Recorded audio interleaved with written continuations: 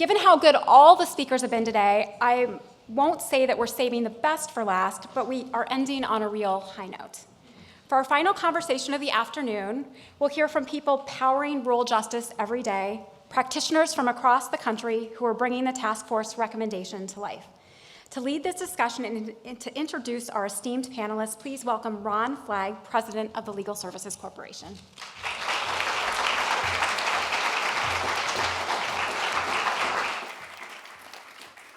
Well, thank you, Rebecca, and thank you for your leadership and partnership these last 4 or 5 years in putting this task force together. Please join me in a round of applause for Rebecca Rapp.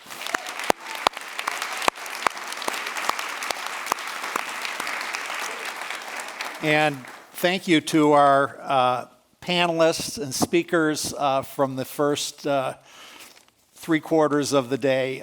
They were uniformly terrific. Let's give all of our speakers and panelists a big round of applause. And finally, thank you to all of you for staying the course and coming back after not quite halftime, but maybe the 3-quarter break. I do think the panel we're about to hear will be a great cap to the day.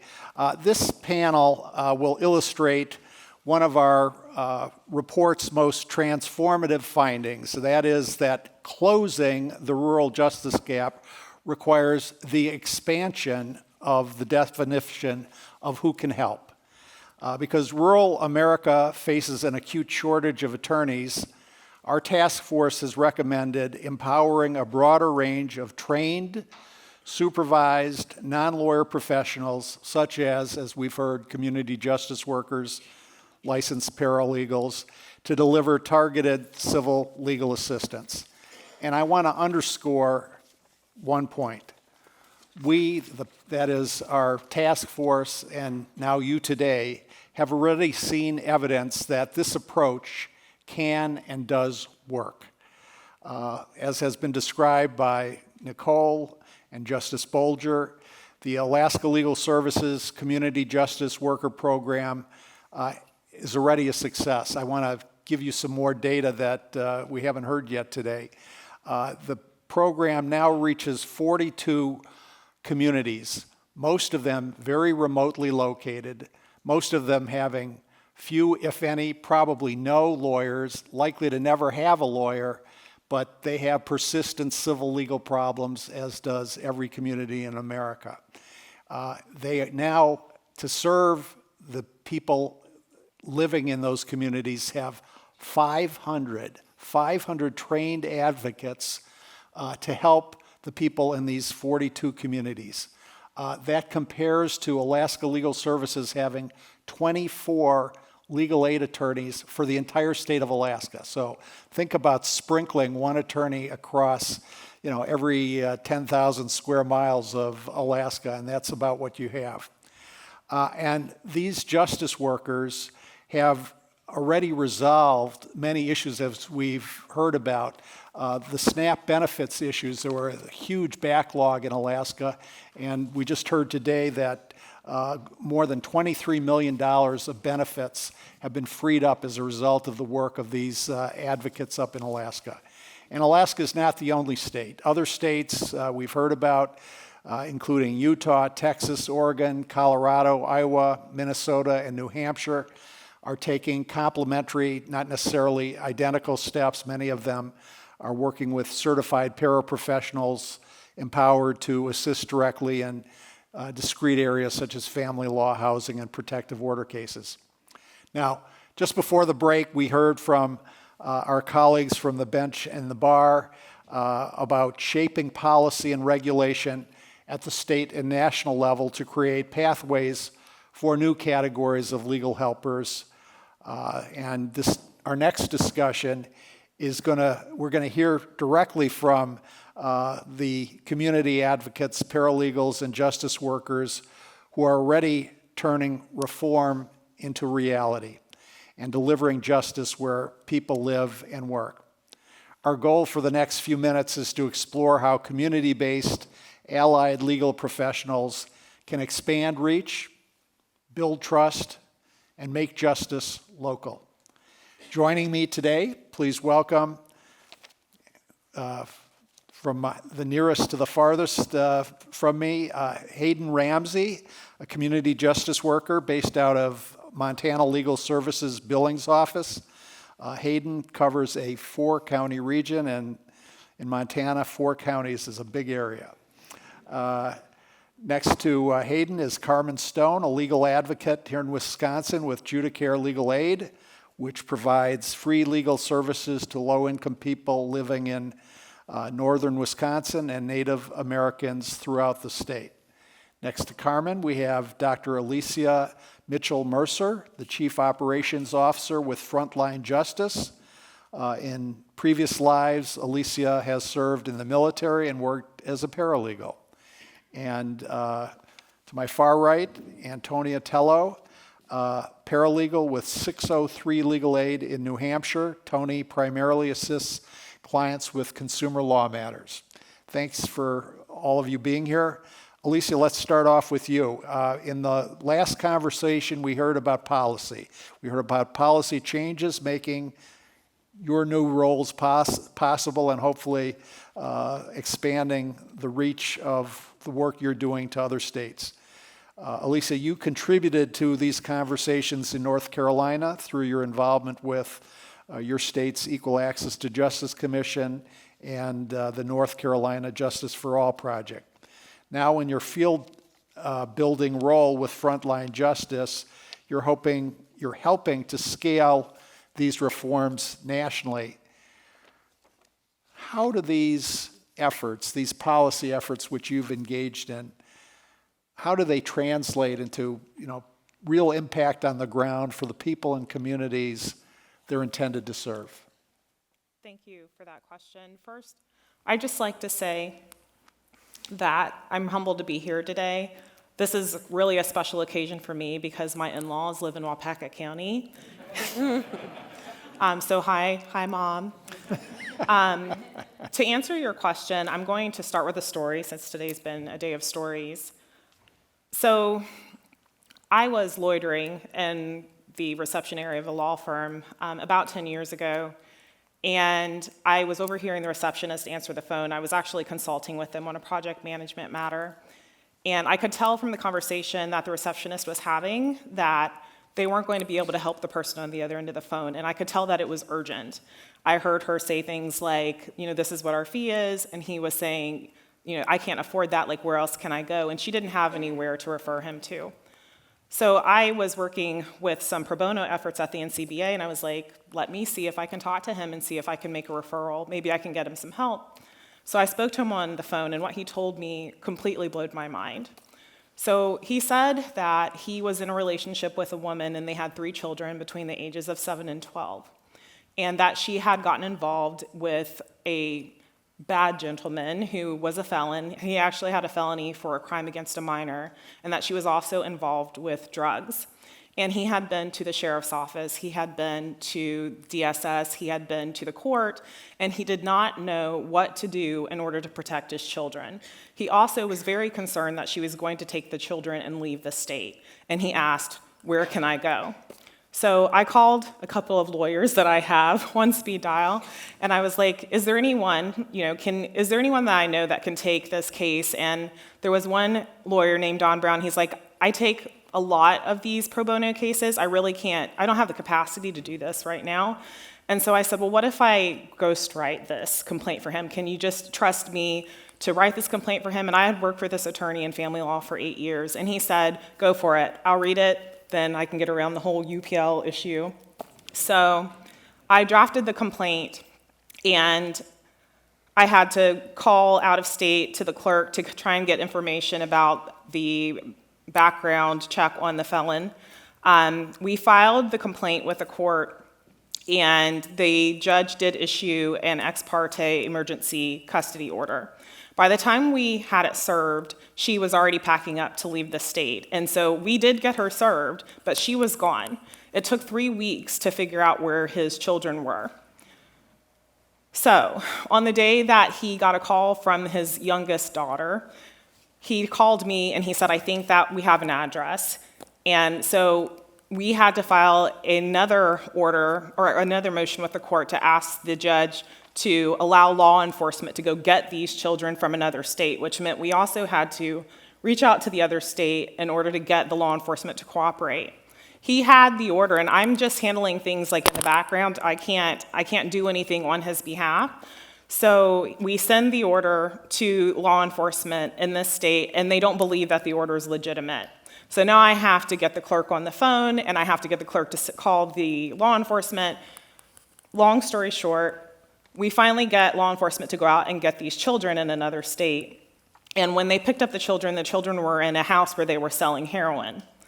The middle child had been molested, and one of the children had been stabbed with a fork. And I often think what would have happened, and it's really hard for me to tell this story without crying. I often think what would have happened if I would not have been there to advocate for this father and his children. Now, this was 10 years ago. I'm still in touch with this man and his family, and his daughter just graduated from college, his oldest, and she's in a master's program. The youngest is pursuing an agricultural degree. Beautiful family. But what would have happened if I wouldn't have been there, or if I wouldn't have been able to find someone to advocate for them on this behalf? So I just wanted to share that story with you. I think that that's real impact. The other thing, and I know I have to be quick, is that in North Carolina, right? In North Carolina, we have an issue with an IOLTA funding freeze. And I think about the fact that Legal Aid in North Carolina has had to shut down their Rocky Mount office. And that is 6 counties. It affects 400,000 people potentially. I think about how community justice workers, as Nicole talked about earlier, embedded in those communities could really help with issues when there are contracted services because there are fiscal or political issues that are going on. If we had community justice workers already in those communities, then the impact wouldn't be so great when there are funding restrictions. Thank you. We hear numbers like 400,000 people who are now no longer going to have a legal aid office open in their area, and our eyes and minds glaze over. But those 400,000 people are like those 3 children that you helped so many years ago. Hayden, Tony, and Carmen, each of you serve in a legal advocate capacity without being an attorney. You've built relationships with clients, as Alicia has described. What does client service and representation look like in your daily work? Hayden, why don't we start with you? Thank you, and thanks to the Legal Services Corporation for having me speak in front of attorneys and justices and my boss. So No pressure. if any of you would like to come remind me about a homework assignment from high school chemistry, please do so at the reception.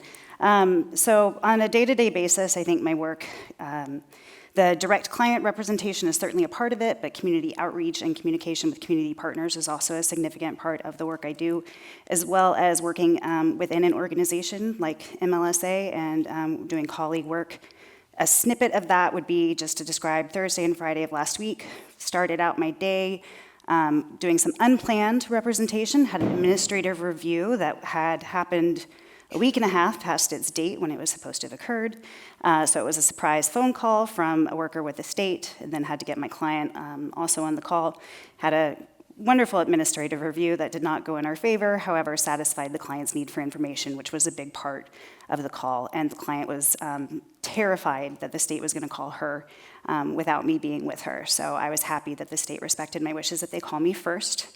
Went on to consult with my attorney supervisor over a specific Medicaid issue involving MEDS program. I won't go into the details, but it was an issue at the state level with our state disability determination services in conjunction with Medicaid, and the attorney and I had only had cases, both of us had only had cases on the periphery of the issue, so we kind of worked together to do some quick research and consulting and trying to parse out one of her client's issues. Jumped in my car, drove from my rural county where I live to a different rural county that's a part of my service area, and held a public benefits clinic for that county in a community coffee house that's run by the Lutheran Church. Had planned to be dodging a lot of questions about H.R. 1 and all the changes coming, and instead was able to review MLSA's services, especially focusing on estate planning and probate issues and available resources on our website. and due to the crowd, got into Medicare and Social Security, and then just turned into a Social Security Administration representative, walking people through the steps of what has become the online process that they now prefer that Social Security beneficiaries use, as well as help dodging some questions that people had about how to get codes on cell phones. After that, ran back to another rural county and met really quickly with a local minister to discuss food access and food issues that are going on in our community. So that's just a snippet of it to show kind of there's a wide range of hats that I can wear and things that I can do, some that only maybe if you have a deft understanding of public benefits are directly related to the law. But with the knowledge and the support that I have from my organization, I can issue SPOT really easily for folks to be able to let them know when they do have a legal issue and what the next step may be. Wow, I thought I was busy. Tony, what does your client service look like? A day in my life usually starts with checking online to see what new cases I have, and once I see what cases I have, I like to go through. I like to really take a fine comb and see exactly what's going on. And typically, the cases that we do get in, they're also already filed in the court. So I go ahead and make the next step and check the court docket, find a little bit more information, and prepare myself for any questions that the clients may have. After that, I'm able to call the client and be able to walk them through what may or may not be happening, if there are any dates that are coming up. But most importantly, when I do speak to each and every client, I make it a point to establish trust and make sure that they know that I'm there to listen and I'm going to advocate for them. Thanks. Carmen, you're here in Wisconsin. What does your client service look like? Yes, so I, in my role as a legal advocate at Judicare, and shout out to my boss, Beth Ann, who you heard from earlier. So I basically help fill the gap for individuals who are financially eligible for legal aid services, but who can't be offered full representation simply due to limited resources. So before the advocate program, we were having to turn away a lot of people that would otherwise be financially eligible because our attorneys were already at capacity. So even just a consult was not always possible. So basically, a lot of my job is providing consultations and other tools that these clients can use to help represent themselves in court, all of which I do under the supervision of a staff attorney. And my primary focus is restraining orders and family law, specifically cases that involve domestic violence, which is an area of pretty overwhelming need in our region. So that's kind of where I fit in terms of casework. And as others have mentioned, it's also a lot of community outreach. Family Law Information Centers, or FLIC, was mentioned by Judge Zell. We do one of those every week, as well as Law for Learners, virtual clinics, and many, many others that our advocates are involved in. Yeah, Beth Ann, I think, talked very movingly about the 52 neighbors that she wasn't able to help because of lack of resources, and the number might be 102 if they didn't have you. Hayden, why is the civil aid organizations, and you're part of Montana Legal Services, how are they positioned to host and support the new types of legal helpers that we're focused on this afternoon? What about the culture, mission, or structure of your organization help these models take root and succeed? Well, I am a new convert to the world of civil legal aid, the cult of civil legal aid, and understanding its importance. And I think once you learn about this field and its practitioners, you can't help but be inspired by it. It's an inspiring environment. We are all out there doing the work of true equality and justice in this country, in an area where I'm sure each of us has a story, either personally or from somebody in our close circle, where they didn't have access to the justice they deserved in the civil legal aid arena. So just from their nature, I think civil legal aid organizations are innovators. We're often filling gaps in justice, and so that has made us have to be scrappy or creative. That also comes with a lot of bravery, I think, in the choices that we make. We attract a lot of young folks to the work, young attorneys, but also, for instance, at Montana Legal Services, we have Justice for Montanans, our JFM members. They're AmeriCorps members who do 11 months of service with us. So giving those young people an opportunity to kind of dip their toes into understanding the world of not just legal aid, but all legal issues in general. And I think that keeping that kind of influx of youth and energy can help an organization to stay innovative and stay creative, because sometimes a new perspective will point out something that we've long accepted that maybe was a little wonky to begin with. At the same time, we have very tenured practitioners, attorneys who have been on staff for a really long time and bring that expertise as well as understanding of the specifics of Montana law. So if you bring those two groups together, I think you can't help but be innovative. Plus, I would have to mention that our esteemed leader, Allison Paul, who is in the audience, has also been such an innovator in the field. Our TAPE program, the Tribal Advocacy Incubation Project that Montana has, that trains lay advocates and prepares them to take the tribal bar in their specific tribal courts, has been wildly successful. I had the honor of participating in their mock trial on Friday and being inspired by all the work that they're doing. They've been at this longer than any of us in terms of lay advocacy and understanding the importance of lay advocacy in continuing community traditions, tribal traditions, ancestry. So all of those things have combined to make MLSA, I think, a wonderful organization to bring in a community justice worker. Plus, just because of the volume of work of civil legal aid organizations, I think we all have to be kind of thrown into the trenches together a bit. Everybody's somebody's legal aid at any given moment, or legal assistant at any given moment throughout the day, just because we get some pretty wild cases that nobody could anticipate. And yeah, so just that in the spirit, of course, of nonprofit workers and giving, I think that brings a lot to the table as well. Well, that's terrific. Alicia, we've heard from the earlier panel how some states have been really quick and good about adopting justice worker and paraprofessional models, but and you have now a sort of a national perspective on this. Others have been slower to come around. As you've traveled around, what are some of the misconceptions about non-lawyer legal advocates, and what has the field learned about how effective they are?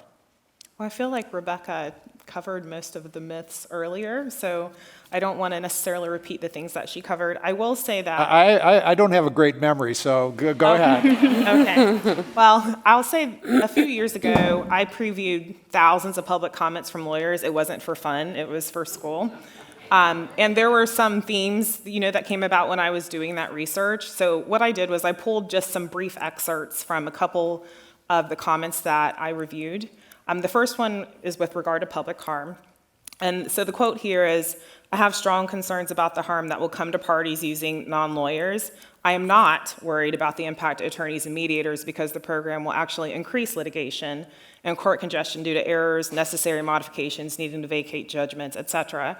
But from my understanding, the evidence from Alaska and Utah and Arizona and Ontario and England show that there hasn't been an increase in public harm, and in many cases, there's actually been a decrease.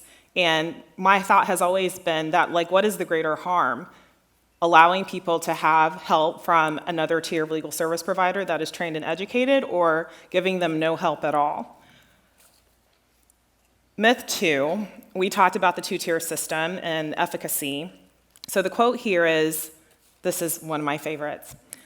So you want to create a two-tiered system of legal representation, one of well-educated, licensed lawyers for people who can afford them, and a second tier of unlicensed, unregulated people of questionable education. For low-income people, your proposal would exacerbate the inequalities experienced by low-income people in our country, not fix them. So in truth, I think we know that we already have a two-tier system. In 76% of state civil cases, at least one party is without representation. And those are the cases that we see. So from the same jurisdictions that I talked to you about a moment ago, those jurisdictions are showing that there is a higher client satisfaction than even with the traditional attorney-led services.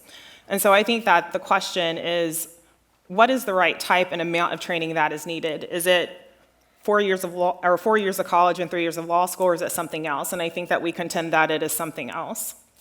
And then myth 3, quickly, this notion that this has never been done before, and if we do this, then the wheels are absolutely going to fall off and the country's going to fall apart. So I've always been interested in this because I see legal work being done everywhere that I look. And so I think about, for example, the real estate agents that are drafting and negotiating these purchase agreements. I think about insurance agents that are like interpreting coverage. I think about tax preparers and enrolled agents and other authorized non-lawyers that represent clients before the IRS and 14 other federal agencies.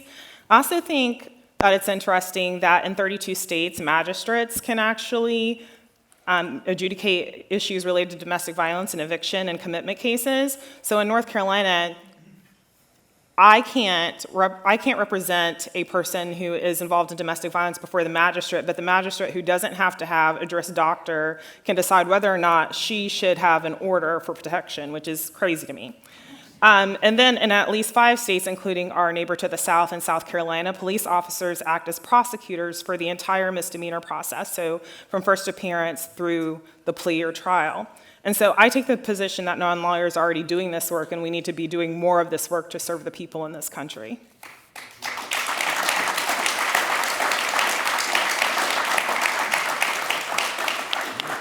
Thank you.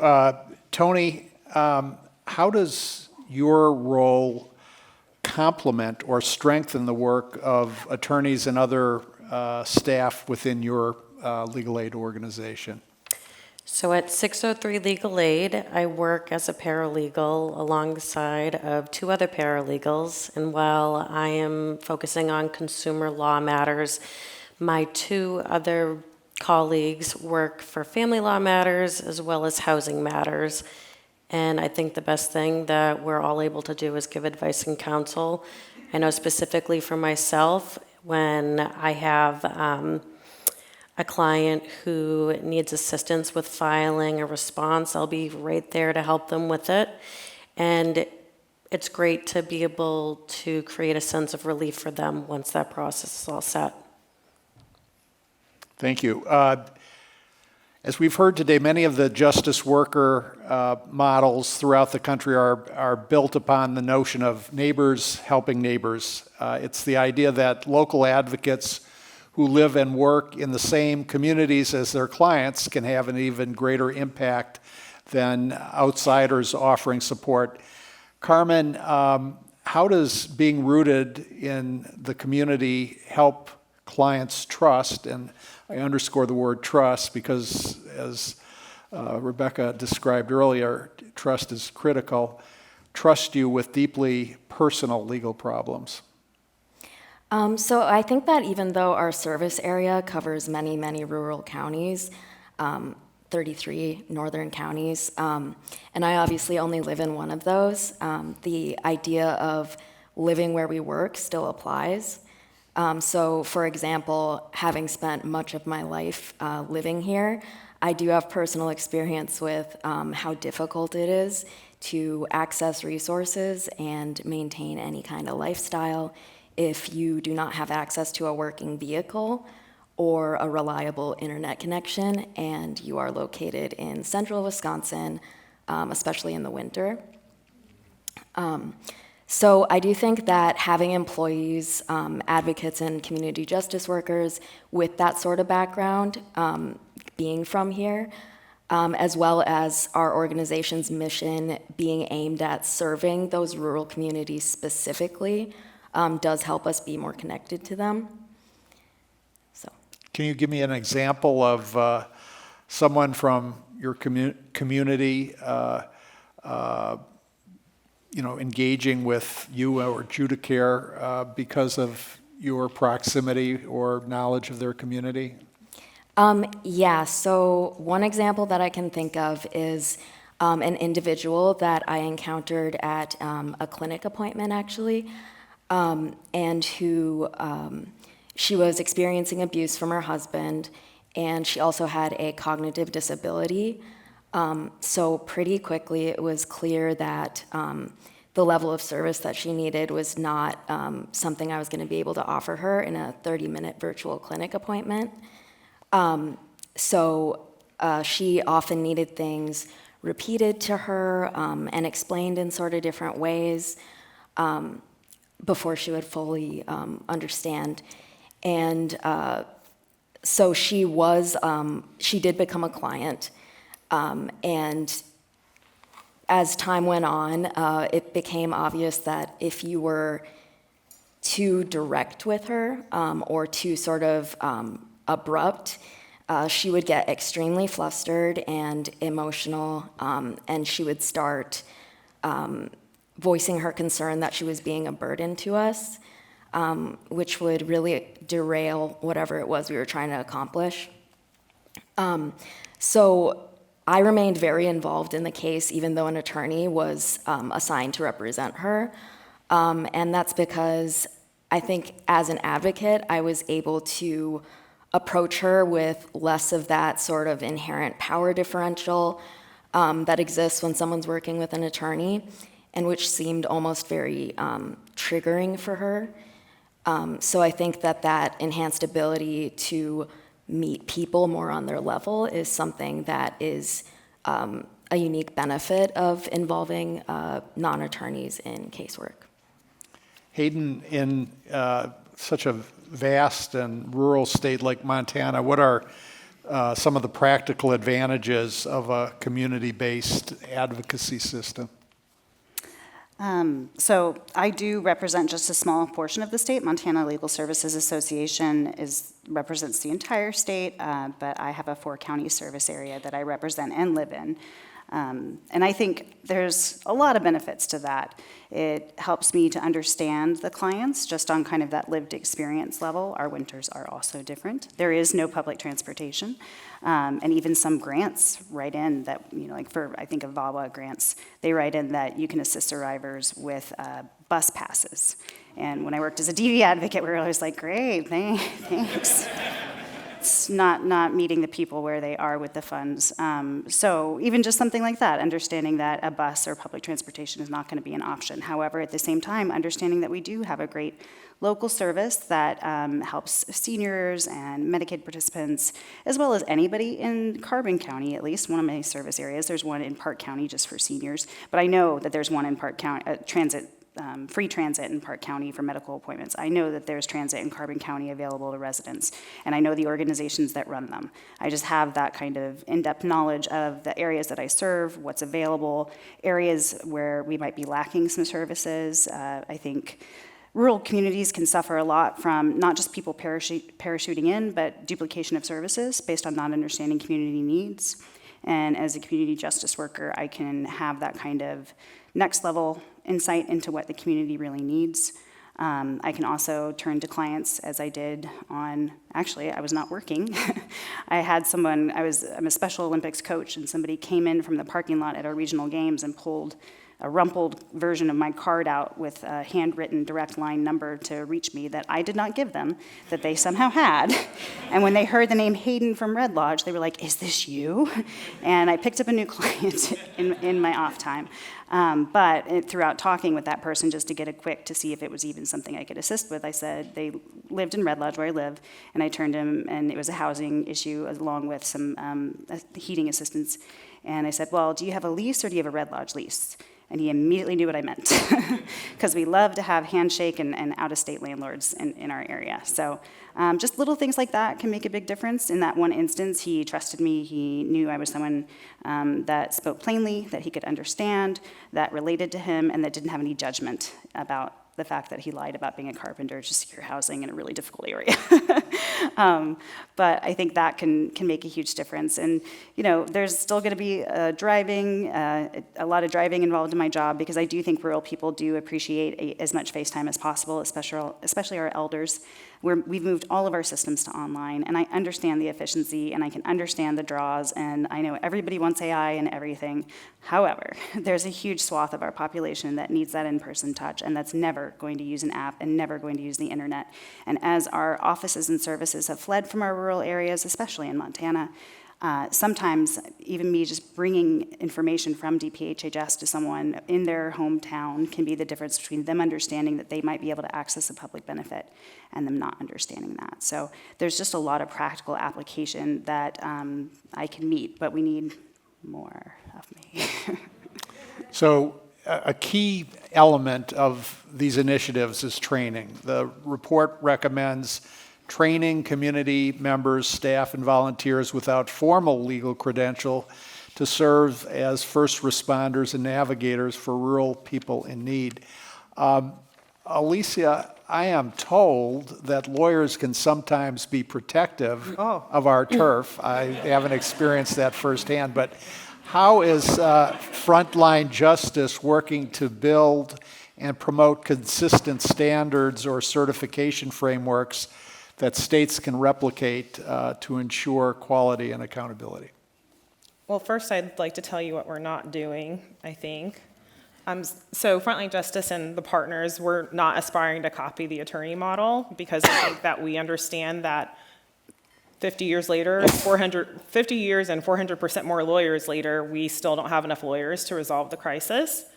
I think we also know that 7 years worth of college and $100,000 worth of law school debt isn't a recipe for scale. So what we're trying to do is we're designing a framework that identifies the real skills and supports that people need to be able to do this work in their communities. And then we're trying to get away from relying on arbitrary standards that are focused more on maybe making the reforms more palatable to lawyers than useful to communities. So Frontline Justice has put together the National Community Justice Worker Task Force, which we launched in January of this year. And that brings together the legal aid and justice sector. It brings together stakeholders from health, social services, and community-based organizations, and also adult education and workforce development specialists like Ascendium and Education Design Lab. And we're also working with the Design Advisory Council, which is made up of justice workers and the community justice worker supervisors, that helps us keep those standards grounded in their real-world practices. And so the goal here, I think, is to make sure that we're putting together a program that's going to be low barrier, it's going to be directly tied to the work that they're doing, and I think we want it to be rigorous where it matters, but we don't want there to be so much red tape that people who are perfectly capable of doing the work can't get in to do the work. Thank you.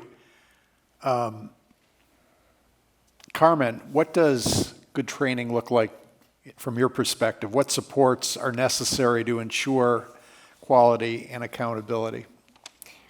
So at Judicare, at least, good training for advocates has meant having kind of an introductory phase where we learn the basics of the substantive area of law in which we serve, as well as how to provide guidance to individuals navigating legal issues without crossing over into UPL.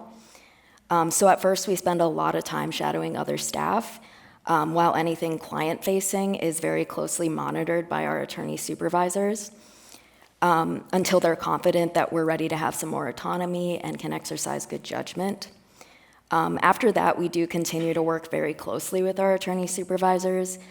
So we go to them whenever we have a question that requires legal advice, and to approve anything that we put in writing before it goes to the client.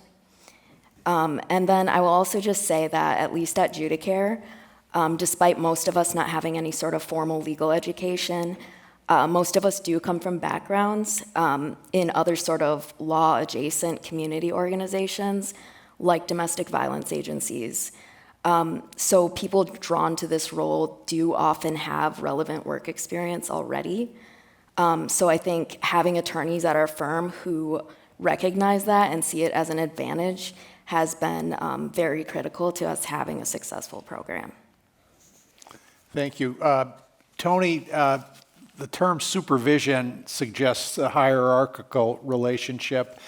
In my experience, the best supervision is a much more collaborative process. Can you talk about your experience with your colleagues in New Hampshire?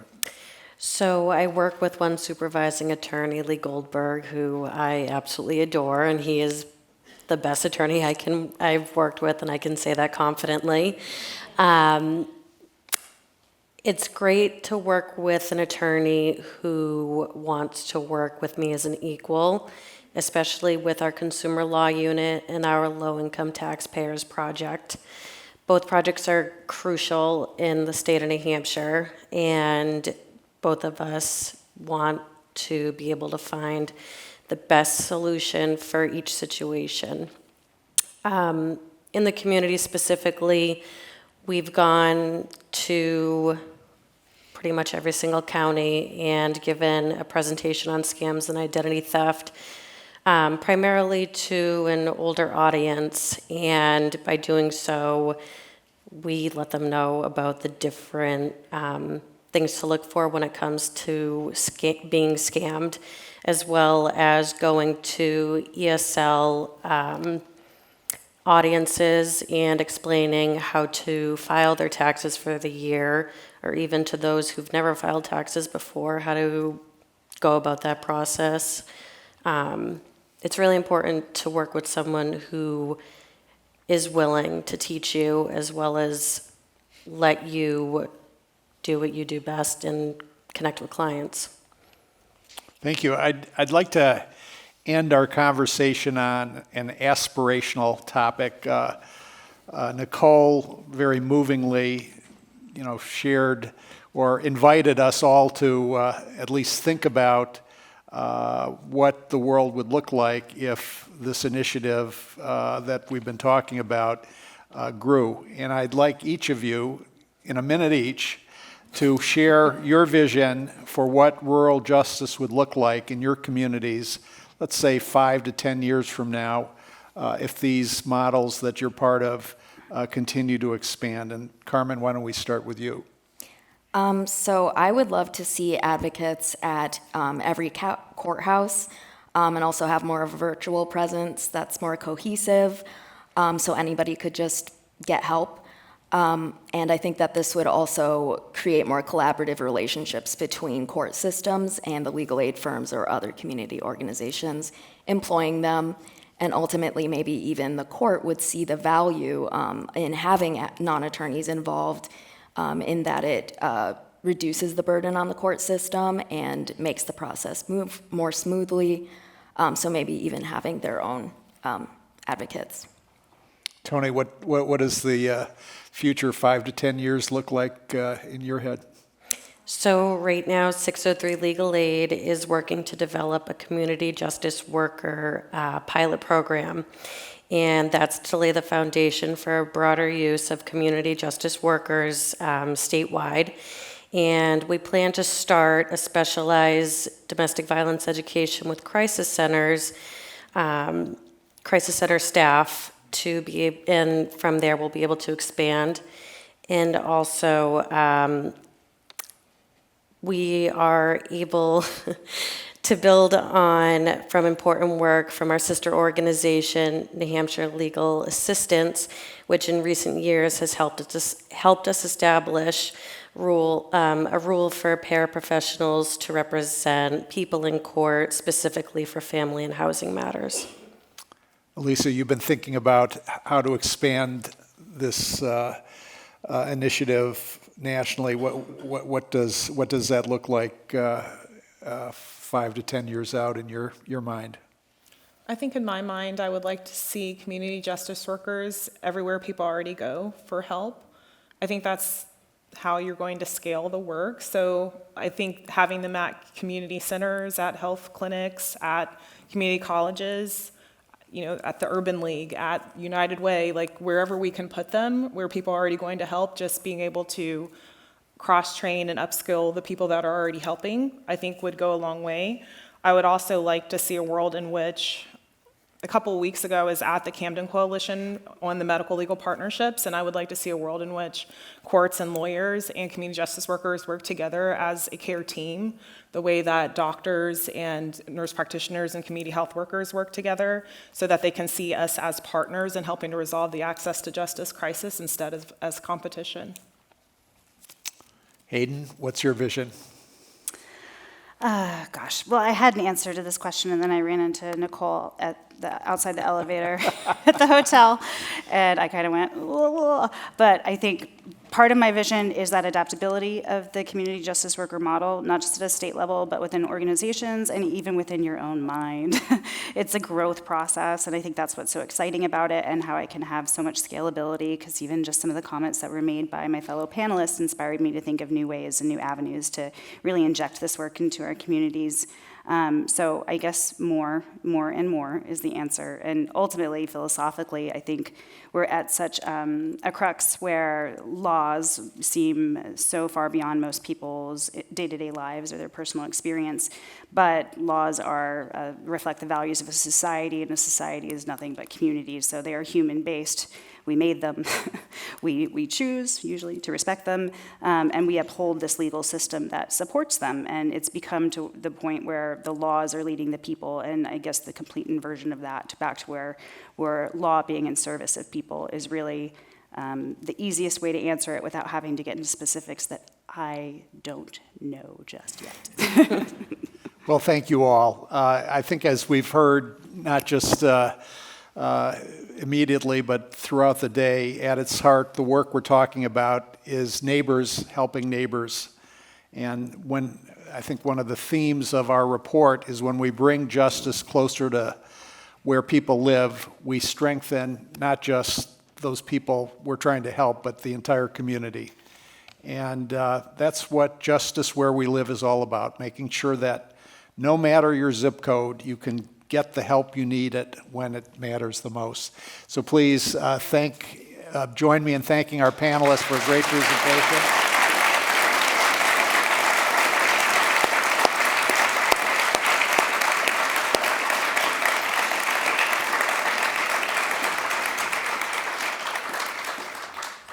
And the good news is you can talk to them more next door. We're going to be moving for our reception, and to bring us to a close, Rebecca. Yeah. Thank you, Ron, and thank you to such fabulous panelists. Really appreciate it. It was very, very moving. What an incredible afternoon. What an incredible program, and what an incredible, incredible community. Thank you to all of today's speakers, to the Legal Services Corporation, and to our Rural Justice Task Force members, and each of you in this room and watching online. Thank you also to the fabulous Overture Center team for making our vision of what today could be a reality. What we've seen and heard today shows that rural legal deserts are not defined by scarcity, and instead are fertile ground ripe with solutions for closing the justice gap nationwide. To tap into this remarkable potential, though, we need to act. You didn't think I'd forget about those to-do lists, did you? My kids certainly know that I would not have forgotten. The task force report and this event are only as valuable as what we, and by we, I mean I and you, do with them. They mark a starting, not a finish line. Developing, let alone implementing to-dos, can be daunting. Fortunately, the task force report makes this easier. It breaks down the extensive compilation of data, storytelling, and lessons it includes into targeted recommendations. In addition to using the task force report as a guide, you should also remember that you're not alone. You are supported by a community, many here today, united by a shared commitment to fulfilling the nation's promise of justice for all.